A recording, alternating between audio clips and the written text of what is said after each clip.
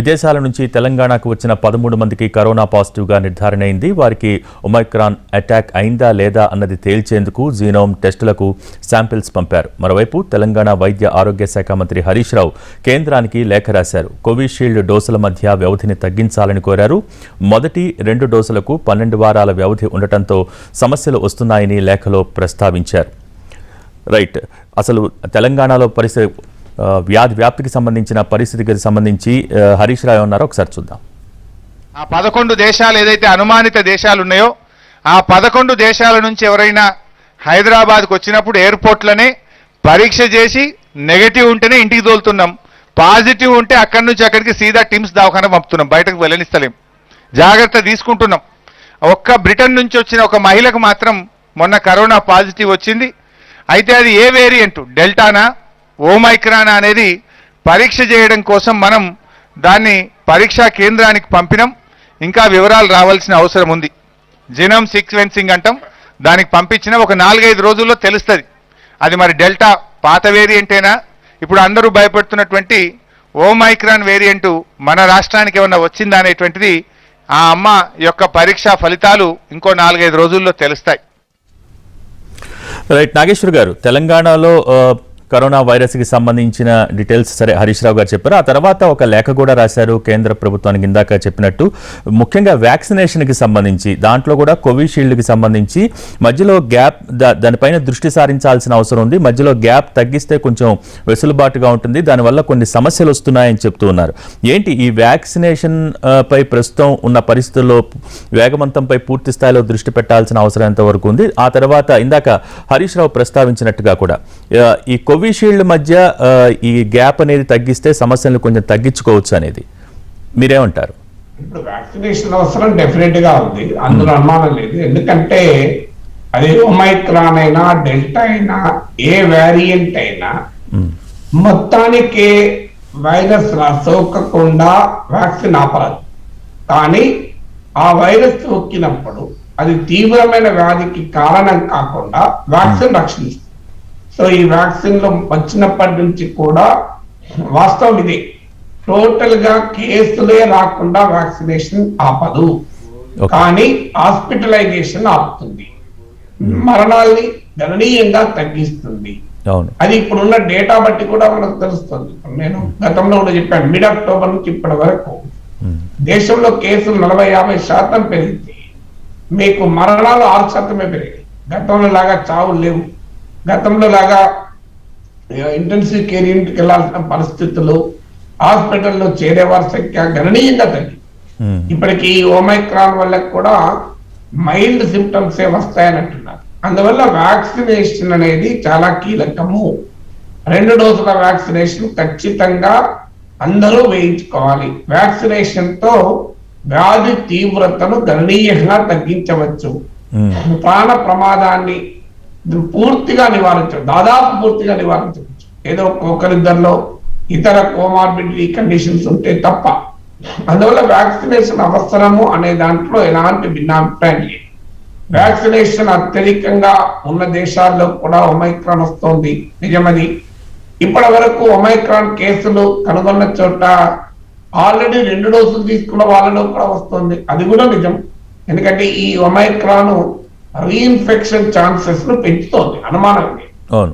కానీ హాస్పిటలైజేషన్ అయితే కాకుండా ఉండాలి అంటే మనకు వ్యాక్సినేషన్ కీలకం. ఇక వ్యాక్సినేషన్ అయిన తర్వాత 2 డోసుల మధ్య గ్యాప్ ఎంత ఉండాలి? ఇది కోవిషీల్డ్ విషయంలో ఇప్పటికే చాలా మార్పులు జరిగాయి. మొదలు 1 month అని, తర్వాత అది 8 వారాలని, తర్వాత అది 12 వారాలని. సో ఇది శాస్త్రవేత్తలు వివిధ అధ్యయనాలు చెప్తున్న దాన్ని బట్టి ఆ గ్యాప్ డిసైడ్ చేస్తున్నారు. అందువల్ల అది ఒక పొలిటికల్ డిసిషన్ కాదు, that should be scientific decision. రాష్ట్ర ప్రభుత్వం అధికారికంగా అడిగింది కనుక కేంద్ర ప్రభుత్వం శాస్త్రవేత్తల బృందానికి రిఫర్ చేసి గ్యాప్ ఎంత ఉంటే అది ఉపయోగం. గతంలో ఎందుకు ఈ అనుమానం వచ్చిందంటే వ్యాక్సిన్ల కొరత వల్లనే గ్యాప్లు పెంచారు అనే అనుమానం కూడా వచ్చింది. సో ఇప్పుడు వ్యాక్సిన్ అందుబాటులో ఉన్నప్పుడు ఈ గ్యాప్ అవసరమా? It has to be revisited. ఒకవేళ మళ్ళీ పునరాలోచించాలి అంటే దాన్ని సంబంధిత శాస్త్రవేత్తల బృందం has to take a call. అది రాజకీయ పరమైన నిర్ణయం కాదు, మనలాంటి వారు సూచించే అంశం కూడా కాదు. అవును. ఇదైనా అలాగే మిక్స్ అండ్ మ్యాచ్ వ్యాక్సిన్స్ అంటారు. అంటే ఒక డోసు ఒక టీకా వేసుకుంటే ఇంకో డోసు ఇంకో టీకా వేసుకోవాలి. దానిపై కూడా అనేక పరిశోధనలు ఇప్పటికే జరిగాయి. ఈ ఈ డిసిషన్ కూడా సైంటిఫిక్ డిసిషన్ గా వదిలేయాలి. ఇది మనం తీసుకునేది, మనం చర్చించేది, మనం సలహా ఇచ్చేది కాదు. అందువల్ల వ్యాక్సినేషన్ అవసరం అన్న దాంట్లో భిన్నాభిప్రాయం లేదు. వ్యాక్సిన్ డోసుల మధ్య ఈ ఒమైక్రాన్ ప్రబలుతున్న నేపథ్యంలో వ్యాక్సిన్ డోసుల మధ్య గ్యాప్ తగ్గించాలన్న సూచన ఇప్పటికీ హరీష్ రావే కాదు, చాలా క్వార్టర్స్ నుంచి వస్తుంది. దాని నిర్ణయం తీసుకోవాల్సింది సైంటిఫిక్ కమ్యూనిటీ, శాస్త్రవేత్తల సలహా మేరకు కేంద్ర ప్రభుత్వం నిర్ణయం తీసుకోవాలి. కానీ ఇటీవల కొన్ని లెక్కలు చూస్తే కనుక ఒక విషయం అర్థమవుతుంది. వ్యాక్సినేషన్లో ఉత్పత్తి సంఖ్య అయితే ప్రతి నెలకి తీసుకుంటే కనుక సరాసరి ఉత్పత్తి సంఖ్య పెరుగుతోంది, కానీ కార్యాచరణలో వ్యాక్సినేషన్ జరిగే క్రమం అయితే వ్యాక్సినేషన్ సంఖ్య అయితే తగ్గిపోతూ ఉంది. ఎందుకు? దీనికి ప్రధాన కారణం ఏమంటారంటే ప్రజలు వ్యాక్సినేషన్ పట్ల విముఖత ఏమన్నా చూపిస్తూ ఉన్నారా, లేకపోతే కార్యాచరణలో ప్రభుత్వాల ఫెయిల్యూర్ అనుకోవాలా, ఏమనుకోవాలి? ఈ సంఖ్యలో తేడా ఎందుకు వస్తుంది? వ్యాక్సినేషన్ సంఖ్య తగ్గిందని ఎవరు చెప్పారు? నాకు వ్యాక్సినేషన్ సంఖ్య తగ్గడం రీసెంట్ గా ఒక నెల క్రితం ఈ కంపెనీలు చెప్పిన లెక్క ప్రకారం నెలకి దాదాపు 30 కోట్ల దాకా మేము వ్యాక్సిన్ ఉత్పత్తి చేస్తున్నాం పేపర్లో స్టేట్మెంట్స్ కూడా ఇచ్చాయి. కానీ అన్ని కోట్లు ఉత్పత్తి చేస్తే వ్యాక్సినేషన్ ఇంకా ఎందుకు సగం కూడా పూర్తి కాలేదు? దాన్ని బట్టే చెప్పొచ్చు కదా సార్, లెక్క తక్కువగా ఉందని. నా దగ్గర నాకు తెలియదు ఆ లెక్కలు. ఎందుకంటే వ్యాక్సినేషన్ ఉత్పత్తి అయ్యి పంపిణీ కాకపోతే వ్యాక్సినేషన్ ఏం చేసుకుంటారు, అట్టిగా పెట్టుకోరు కదా. ఓకే, ప్రొడక్షన్ అయినప్పుడు ఆటోమేటిక్ గా వ్యాక్సినేషన్ ఇస్తారు, ఆ ప్రాబ్లం లేదు. ఇప్పుడు ప్రొడక్షన్ ప్రాబ్లమ్ ఉంటేది తప్ప ఉత్పత్తి అయిన మేరకు ఎందుకు ఇవ్వరు వ్యాక్సిన్? ఇవ్వకుండా ఎందుకు ఉంచుకుంటారు? దాన్ని దాచుకుంటే ఉపయోగం లేదు. విముఖత కూడా అంత ఉన్నదని నేను అనుకోను.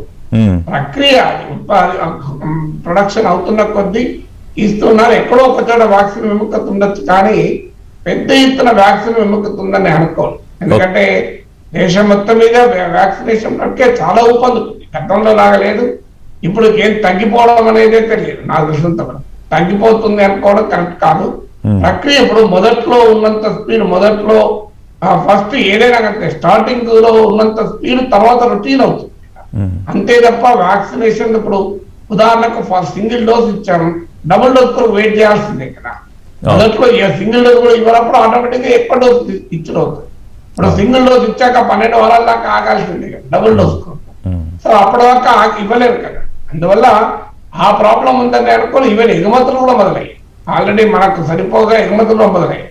ఇప్పుడు వ్యాక్సిన్ల కొరతకు సంబంధించిన ఇష్యూనే కాదు, విముఖత కూడా అంత తీవ్రంగా ఉందని అనుకో. ఇప్పుడు మన తెలంగాణలో కూడా నేను చదివాను, దాదాపు 46% 2 డోసులు తీసుకున్నారు. సో అందువల్ల వ్యాక్సినేషన్ కంపారిటివ్లీ గణనీయంగా స్పీడప్ అయ్యింది. అవును, రైట్. మరోపక్క బూస్టర్ డోస్ గురించి కూడా నిన్న హరీష్ రావు లేఖలో పేర్కొన్నారు.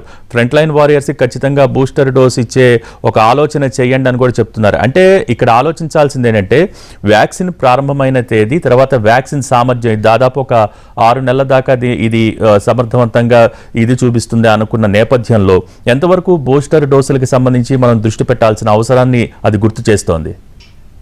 బూస్టర్ డోస్ పైన భిన్నాభిప్రాయాలు ఉన్నాయి. ఈవెన్ వరల్డ్ హెల్త్ ఆర్గనైజేషన్ కూడా మొదలు ప్రపంచమంతా కనీసం 2 డోసులైనా పూర్తి కాకముందే కొన్ని ధనిక దేశాలు బూస్టర్ డోసులు మొదలు పెట్టాయి.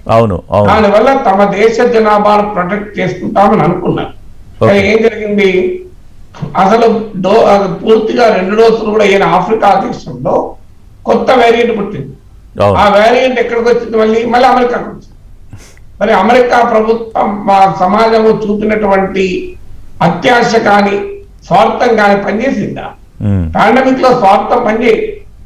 అందువల్ల తమ దేశాల ప్రజలకు తాము రక్షణ కల్పించుకుంటాం, మేము 3వ డోసు వేసుకుంటాం, బూస్టర్ డోసు వేసుకుంటాం, కానీ ఆఫ్రికాలో సింగిల్ డోస్ కూడా లేకపోయినా పర్వాలేదు అనే వైఖరి ధనిక దేశాలు తీసుకున్నాయి. ఆ వ్యాక్సిన్ ఇన్ఈక్వాలిటీస్ నుంచి పుట్టిందే ఒమైక్రాన్. ఒమైక్రాన్ ఎందుకు అమెరికాలో పుట్టిన ఆఫ్రికాలో ఎందుకు పుట్టింది? ఇది యాదృచ్ఛికం కాదు, కాకతాళీయం కాదది. ఆఫ్రికా ఖండం నుంచి ఒమైక్రానే కాదు ఇంకా వేరియంట్ పుడతాయి. మీరు చూస్తున్నట్టు ఇంకా ప్రమాదకరమైన వేరియంట్ కూడా పుట్టచ్చు. ఎందుకంటే కొన్ని ఆఫ్రికా దేశాల్లో ఇప్పటికీ కూడా 1% కూడా పూర్తి కాదు. మరి ఈ వ్యాక్సిన్ ప్రొటెక్షన్ లేని జనం అక్కడ ఉన్నప్పుడు ఆ వైరస్ అక్కడ రూపాంతరం చెందుతుంది. వైరస్ లక్షణం ఏంటి? మన హ్యూమన్ బాడీలో ఎంటర్ అయి రిప్లికేట్ అవుతుంది. రిప్లికేట్ అయినప్పుడు అది వేరియంట్ గా సృష్టించబడుతుంది. సో రిప్లికేట్ అయ్యే అవకాశాన్ని మనమే కల్పిస్తున్నాం. ధనిక దేశాలు తమ ప్రజలకు రక్షణ కల్పించాలని భ్రమంలో ఉన్నాయి. ఓకే, ఇప్పుడు ఏం జరుగుతుంది, ఆఫ్రికా నుంచి ఇప్పుడు ఒమైక్రానే కాదు ఎంతకన్నా ప్రమాదకరమైన వేరియంట్ పుట్టచ్చు. అవును. అందువల్ల ఈ వ్యాక్సిన్ ఇన్ఈక్వాలిటీసే కొత్త ప్రమాదకర వేరియంట్లకు కారణమవుతుంది. అందుకొరకు ముందు బూస్టర్ డోసుల కన్నా ముందు ప్రపంచంలో ప్రతి ఒక్కరికి కనీసం 2 డోసుల వ్యాక్సిన్ అయినా ఇవ్వాలి. అందువల్ల బూస్టర్ డోస్ గురించి ఆలోచించడం ఇప్పుడు కరెక్ట్ కాదు అని WHO చెప్పింది. అయినా కూడా కొన్ని దేశాలు బూస్టర్ డోస్ మొదలు పెట్టాయి. అమెరికా లాంటి దేశాలు, ధనిక దేశాలు ఇస్తున్నాయి. ఇప్పుడు మన దేశంలో కూడా మొదలు అందరికీ 2 డోసులు పూర్తి కావాలి. అది పూర్తయిన కదా బూస్టర్ డోసు. అదే పూర్తి కాదు. ఇప్పుడు ఒకరికోమో 1 డోసే ఉంటుంది, ఇంకొకరికోమో 3rd డోస్ ఇస్తారు. ఈ ఇన్ఈక్వాలిటీ దేశంలో కూడా కొత్త వేరియంట్లకు కారణమైంది. అందువల్ల ఫస్ట్ టార్గెట్ 2 డోసులు ఇవ్వాలి. అయితే అదే మీరు అన్నట్లు ఈ వ్యాక్సిన్ హెల్త్ వర్కర్స్ ఉన్నారు ప్రత్యేకంగా. ఇప్పుడు వారికి జనవరిలో పూర్తయింది వ్యాక్సినేషన్. అవును, దాదాపు 11 months అయింది. వాళ్ళు హై రిస్క్ గ్రూప్. సో వాళ్ళు కరోనా పేషెంట్లతో పనిచేయాలి. అలాంటి వారికి బహుశా బూస్టర్ డోస్ ఇవ్వాల్సి ఉంటుంది. అందువల్ల మొత్తం సార్వత్రికంగా బూస్టర్ డోస్ కార్యక్రమం మనం ఇప్పుడే మొదలు పెట్టాం. దాంతో పాటు ఇప్పుడు HIV ఎయిడ్స్ పేషెంట్లు, క్యాన్సర్ పేషెంట్లు, ట్రాన్స్ప్లాంట్ ఆర్గాన్ ట్రాన్స్ప్లాంటేషన్ అయిన పేషెంట్లు, కీమోథెరపీ తీసుకున్న వారు, ఇలాంటి వారిలో నీకు వైరస్ ఎక్కువ కాలం ఉండే అవకాశం ఉంటుంది కానీ కూడా వైద్య శాస్త్రం చెప్తోంది. ఓకే, అలాంటి వారికి అవసరమైతే బూస్టర్ డోస్ ఇవ్వడము, ఎందుకంటే వాళ్ళకు మోర్ రక్షణ కల్పించడం, వారికి మరింత రక్షణ కల్పించడం అనేది అవసరం. సో అందువల్ల వారికి ఇవ్వడం. ఇప్పుడు అందరూ వాకర్తో నడవాలా అవసరం లేదు. వాకర్తో నడవాల్సిన అవసరం ఉన్న వాళ్ళకి వాకర్ ఇవ్వాలి. కానీ ఎంతకైనా మంచిదే, ఏమో పడిపోతామేమో అందరికి వాకర్ ఇద్దాం అనుకుంటే అది కరెక్ట్ అవుతుందా? వాకర్లో తక్కువ ఉన్నాయి కదా. సో ఎవరికి వాకర్ ఇవ్వాలి, ఎవరికి కట్టి ఇవ్వాలి, ఎవరు నార్మల్ గా నడవనియాలి అనేది ఆలోచించాలి కదా. ఒక హాస్పిటల్లో 100 మంది పేషెంట్లు ఉన్నారు, ఆపరేషన్ అయిన వాళ్ళు, ఆర్థోపెడిక్ ఆపరేషన్ అయిన వాళ్ళు, వాకర్లు 40 ఉన్నాయి. అప్పుడు ఏం చేయాలి? మేము అందరికి వాకర్లు ఇస్తాం, అవసరం ఉన్నా లేకపోయినా అనం కదా. ఎవరైతే అసలే నడవలేకపోతున్నారో వాళ్ళకి వ్యాక్సిన్ ఇస్తాం, వారికి వాకర్ ఇస్తాం, కొద్దిగా నడిచే వాళ్ళకు కట్టిస్తాం. ఇంకొంతమందికి అలా బాబు గోడ పట్టుకొని నడువు ప్రయత్నం చేయంటారు, ఇంకోరు వాళ్ళని నడుపుకుంటారు. అందువల్ల మొదలు డబుల్ డోస్ అనేది పూర్తి కాకముందు మేము ప్రజలందరికీ బూస్టర్ డోస్ ఇస్తాము అంటే అది అన్సైంటిఫిక్ అవుతుంది అనేది శాస్త్రవేత్తల వాదన. సో దాని కొరకన్నా మీరు హై రిస్క్ గ్రూప్ ఐడెంటిఫై చేస్తాం. ఇప్పుడు నేను ఇంతకుముందు చెప్పినట్లు ఆరోగ్య సిబ్బంది. సో నార్మల్ గా మీరు ఇప్పుడు వ్యాక్సిన్ వల్ల కలిగిన రోగ నిరోధక శక్తి అయినా, కరోనా సోకడం వల్ల కలిగిన రోగ నిరోధక శక్తి అయినా ఒక 6 నెలల నుంచి 8 నెలల వరకు ఉంటుంది అని అంటున్నారు. ఇప్పుడు ఆల్రెడీ 11 నెలలు అయిపోయింది. అందువల్ల ఖచ్చితంగా ఆరోగ్య సిబ్బందికి బూస్టర్ డోస్ అవసరం ఉండవచ్చు. ఓల్డ్ ఏజ్, అనేక రకాల సివియర్ కోమార్బిడిటీ కండిషన్స్ ఉన్న వాళ్ళకు బహుశా బూస్టర్ డోస్ అవసరం. ఇక అందరికీ కూడా బూస్టర్ డోస్ అవసరం రావచ్చు. అది ఎప్పుడు, అది కూడా ఇంకో కొన్ని నెలల తర్వాత రావచ్చు. దానికి ఒక రోడ్ మ్యాప్. సో ఈ రకంగా బూస్టర్ డోస్ విషయంలో ఒక ప్రణాళికాబద్ధమైన ఎగ్జిక్యూషన్, ఆచరణ అనేది కీలకం. ఓకే, అయితే పర్టికులర్గా ఆలోచించాల్సిన ఇంకో విషయం ఏంటంటే ఈ 30 దేశాలు ఏవైతే ఉన్నాయో వాటి అక్కడి నుంచి విదేశీ ప్రయాణికులకు సంబంధించి, విదేశీ ప్రయాణాలకు సంబంధించి ఒక నెల రోజుల పాటు నిషేధం విధిస్తే మంచిదన్న సూచన వస్తోంది. ఎందుకంటే గత వారం రోజులుగా చూసినా నిన్న శుక్రవారం మొత్తం 219 టెస్ట్ చేస్తే 9 మందికి కరోనా సోకినట్టుగా తెలిసింది. సో ఆ తర్వాత కొంతమందిని క్వారంటైన్లో ఉంచినప్పుడు దాదాపు టిమ్స్లో ఉన్న 13 మందికి కరోనా వచ్చినట్టు తెలిసింది. సరే, ఇది కరోనా రావటం అయితే అది ఆ సంబంధిత వేరియంటేనా అని కనుక్కోవటం కొంచెం టైం ఎక్కువ పడుతుంది. సో ఇటువంటి తరుణంలో విదేశీ ప్రయాణాలకు సంబంధించి కొంచెం గ్యాప్ తీసుకుంటే బాగుంటుందనే ఒక సూచన వస్తోంది. ఎంతవరకు ఈ నిషేధం విధించాల్సిన అవసరం ఉంటుందండి? అంటే మళ్ళీ మనము అంతర్జాతీయ విమానాలు నిషేధించడము, లాక్డౌన్ విధించుకోవడము, ఈ ప్రక్రియ పోతే ఎంతకాలం అని చేస్తాం.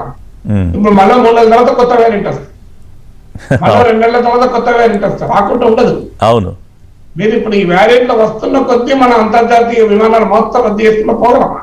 అవును, ఎందుకంటే ఈ గ్లోబలైజ్ ప్రపంచంలో అంత సులభం కాదు. ఓకే. అయితే అంతర్జాతీయంగా విదేశాల నుంచి వస్తున్న ప్రయాణికుల పైన ఆ రకమైన నిఘా అంటే మానిటరింగ్ అనేది కీలకం, అందులో అనుమానం లేదు. ఆ మానిటరింగ్ లోపించినప్పుడే మనం ఫస్ట్ వేవ్ లో పొరపాటు జరిగింది. సో ఇప్పుడు ఆ మానిటరింగ్ ఖచ్చితంగా చేయాలి. నెంబర్ ఆఫ్ కేసెస్ బట్టి, సివియారిటీని బట్టి ఆ డిసిషన్ ప్రభుత్వాలు తీసుకోవాలి. కొన్నిటికి టీవీ ఛానల్లో కూర్చొని మనం సలహా ఇస్తే కరెక్ట్ కాదు. అంటే ఒకటండి, విమానాలు ఆపాలా, లేకుంటే లాక్డౌన్ పెట్టాలా, అందరినీ కంపల్సరీ క్వారంటైన్ పంపాలా, ఇలాంటివన్నీ కూడా ఆయా సందర్భంలో సైంటిఫిక్ ఎవిడెన్స్ ఆధారంగా తీసుకోవాల్సిందే. అది రాజకీయ నాయకుల చర్చల్లోనో టీవీ చర్చల్లోనో మనం సలహాలు ఇచ్చే స్థాయి మనకి కాదు. అది అందులో ఖచ్చితంగా అండి అటువంటి నిర్ణయాలు మనం తీసుకోలేం. కాకపోతే సంఘటనకి సంబంధించి పూర్వాపరాల మీద విశ్లేషణ చేసుకుంటాను. నిన్న ఒక జరిగిన సంఘటన మీ దృష్టికి తెస్తాను. ప్రజలు కూడా బాధ్యతగా ఉండాలి. నిన్న విదేశాల నుంచి వచ్చిన ఒకళ్ళకి కరోనా పాజిటివ్ గా తేలితే ఆసుపత్రికి తరలిస్తుండగా పారిపోయే ప్రయత్నం చేశారు. మళ్ళీ పాస్పోర్ట్ ఆధారంగా అడ్రస్ ను గుర్తించి ట్రేస్ చేసి ఆసుపత్రికి తరలించారు. ప్రజలు బాధ్యతగా ఉండనంత కాలం ప్రభుత్వాలు మాత్రం ఏం చేస్తాయి? అంతే కదా. ప్రజలు బాధ్యతగా ఉండాలి. ప్రజలు బాధ్యతగా ఉంచే అధికారం ప్రభుత్వం పైన ఉంటుంది. నువ్వు ప్రజలు కత్తి పట్టుకొని తిరుగుతుంటాడు, వాడి బాధ్యత లేదు, ప్రభుత్వం ఏం చేస్తుంది అనగలమా? అవును, వాడు కత్తి పెట్టుకొని తిరుగుతున్నాడు, ఇష్టం వచ్చినట్టు వాడు నలుగురు ఎక్కించుకొని తిరుగుతున్నాడు బండి మీద. మరి ప్రజలకు బాధ్యత లేదండి, ప్రభుత్వాలు ఏం చేస్తాడు అనగలమా? ప్రభుత్వాలు ఉన్నాయందుకు మరి ప్రభుత్వాలు ఉన్నాయందుకు డెఫినెట్ గా ప్రజలకు బాధ్యత ఉండాలి, అనుమానం లేదు. సో ఇలా పారిపోయే వాళ్ళపైన కఠినమైన చర్యలు తీసుకోవాలి. ఎందుకంటే ప్రభుత్వానికి సహకరించకుండా సమాజానికి ప్రమాదంగా మారితే సంబంధిత చట్టాల కింద వాళ్ళపైన కేసులు పెట్టండి. అది కరెక్ట్ కాదు కదా. వాడు ఆల్రెడీ కరోనా సోకిందని తెలిసి కూడా నేను దేశం మీద పడి తిరుగుతా అంటే అది ప్రమాదం కదా. అంతే కదా. కర్ణాటకలో కూడా అదే జరిగింది. ఒక 6 అడ్రస్లు కూడా దొరుకుతుండే వాడు ఎక్కడ వేరే రోజు జరిగింది. అలాంటి అయితే ఎప్పుడవుతుంది అంటే ఈ మనం ఫియర్ క్రియేట్ చేసినప్పుడు ఈ రకంగా జరుగుతుంది. మనము వాళ్ళని ఏదో పడ్డాలో జైల్లో పెట్టినట్టు పెడతాము, మనం తీసుకుపోతాము. ఇప్పుడు మన మాటల్లో కూడా ఎయిర్పోర్ట్ నుంచి అక్కడికే పట్టుకెళ్తాము. ఇలాంటి భయం క్రియేట్ చేయడానికి ఏమైందంటే తప్పించుకుంటాడు మనిషి. అవును, దానికన్నా మీరు హోమ్ క్వారంటైన్ చేసుకోండి, లేదు మేమే మీకు కావాలంటే మీకు క్వారంటైన్ వసతి కల్పిస్తాం. ఇది మనం చెప్పే పద్ధతి. ఇప్పుడు అన్ఫార్చునేట్లీ మనం ఎట్లా చెప్తామంటే ఎయిర్పోర్ట్ లో దిగడంతోనే కరోనా టెస్ట్ చేస్తాం, పాజిటివ్ అయితే వాళ్ళు అక్కడి నుంచి ఎక్కడిగా పట్టుకుంటాం అన్నాక వాడు తప్పించుకోవడం. అందువల్ల మనము పర్సువేసివ్ గా చెప్పాలి, అయ్యా ఇది ప్రమాదకరంగా ఉండే అవకాశం ఉంది, మీరు సహకరించండి. సో మీరు మీ ఇంట్లో వసతి ఉంటే మీరు హోమ్ క్వారంటైన్ కండి. ఆ హోమ్ క్వారంటైన్ అయినా కూడా ఆరోగ్య కార్యకర్తల పర్యవేక్షణ ఉంటుంది. మీరు లేదు మీకు అవకాశం ఉంది హోటల్లో క్వారంటైన్ కండి. మీ కుటుంబ సభ్యులకు కూడా క్షేమంగా ఉండాలి కదా, మీ చుట్టూ ఉన్న సమాజం కూడా క్షేమంగా ఉండాలి కదా. ఇది మనము కన్విన్స్ చేయగలిగాం. కానీ బదిలిస్తే ఏమవుతుంది, భయపెడితే ఏమవుతుందంటే ఈ తప్పించుకోవడమే పెరుగుతుంది. అయినా కూడా తప్పించుకుంటే ఖచ్చితంగా వాళ్ళ మీద చర్యలు తీసుకోవాలి. ఎందుకంటే పబ్లిక్ హెల్త్ కు ప్రమాదకరంగా, ప్రజారోగ్యానికి ఎవరు కూడా ప్రమాదకరంగా పరిణమించకూడదు, అందులో అనుమానం ఏంటి కదా. సో అందువల్ల ఆ రకంగా మేము పరిణమిస్తాం అంటే కదా. కానీ మొత్తం 4 కేసుల చుట్టూనే అంతర్జాతీయ విమానాలు కంప్లీట్ గా బంద్ చేస్తే దాని ఇంప్లికేషన్ ఏంటి, పర్యవసనం ఏంటి? సో ఇది ఎన్ని ఏళ్ల వరకు ఉంటుందో కూడా తెలియదు కదా. అవును, ఇది ఇప్పుడు ఇంకా 5 ఏళ్ళ కూడా కొత్త రూపాంతరం రావచ్చు కదా. అందువల్ల let the scientific evidence based గా నిర్ణయాలు తీసుకోవాలి. ఎందుకంటే మనం ఒత్తిడి తెచ్చే అంశాలు కావు నేను చెప్పేది. దానికి సైంటిఫిక్ ఎవిడెన్స్ ఉన్నప్పుడు ఖచ్చితంగా ప్రభుత్వాలు చర్యలు తీసుకుంటాయి. తీసుకోనప్పుడు మనం ప్రశ్నించాం. యాజ్ ఆఫ్ నౌ ఇప్పుడు 10 కేసులు వచ్చాయి, వెంటనే అంతర్జాతీయ విమానాలన్నీ ఆపేసినాం. దానివల్ల వచ్చే క్యావోస్ ఎక్కువ ఉంటుంది. మళ్ళీ ఇప్పుడు వాళ్ళు భారతీయులు ఎక్కడెక్కడో ఎండప్ అవుతారు. ఇప్పుడు మళ్ళీ మనం ఈవెన్ తీవ్రమైన ఫస్ట్ వేవ్ సెకండ్ వేవ్ అప్పుడు కూడా మనం ప్రత్యేక విమానాలు పెట్టి వాళ్ళని తీసుకొచ్చుకున్నాం కదా. అవును, మన దేశస్తులు మన విదేశాల్లో వదిలేసి ఉండలేం కదా. విదేశీయులు రాకుండా మనం రిస్ట్రిక్షన్ పెట్టగలం, దేశీయులు రాకుండా రిస్ట్రిక్షన్ పెట్టగలమా? ఖచ్చితంగా పెట్టలేదు. ఇప్పుడు మా ఇంటికి నేను వస్తానంటే మా అపార్ట్మెంట్ వాళ్ళు రిస్ట్రిక్షన్ పెట్టినట్టు ఉంటుంది. అది అంతే కదండి. అది కూడా జరిగింది మీకు గతంలో చూడండి. అవును, కరోనా సోకినాక అపార్ట్మెంట్ లో రావద్దు అని వాడు ఎక్కడ రోడ్డు మీద ఉండాలా? ఇక రెంటల్ ఇళ్ళు ఉన్న వాళ్ళ పరిస్థితి మరీ దారుణంగా ఉండేది. అవును. అందువల్ల దీని మీద మనము భయం పెట్టాల్సిన అవసరం లేదు. అయితే మీరు అన్నట్లు ఖచ్చితంగా విమానాశ్రయాల్లో దీనిపైన మానిటరింగ్ అయితే అవసరము. ఎందుకంటే ఇది ఇప్పటికీ మన దేశంలో కానీ ప్రపంచంలో కానీ కేసులు ఎక్కువగా ఎఫెక్టెడ్ కంట్రీస్ నుంచి వచ్చే వాళ్ళలోనే ఉంటున్నాయి. అయినా లోకల్ ట్రాన్స్మిషన్ కూడా మొదలైంది. ఇప్పుడు మన దేశంలో గుర్తించిన 2 కేసులు, ఒకటేమో సౌత్ ఆఫ్రికన్ కేసు, ఇంకోమో స్థానిక డాక్టర్, అతనికి ట్రావెల్ హిస్టరీ లేదు. అందువల్ల ఇది లోకల్ ట్రాన్స్మిషన్ కూడా మొదలైంది ఆల్రెడీ.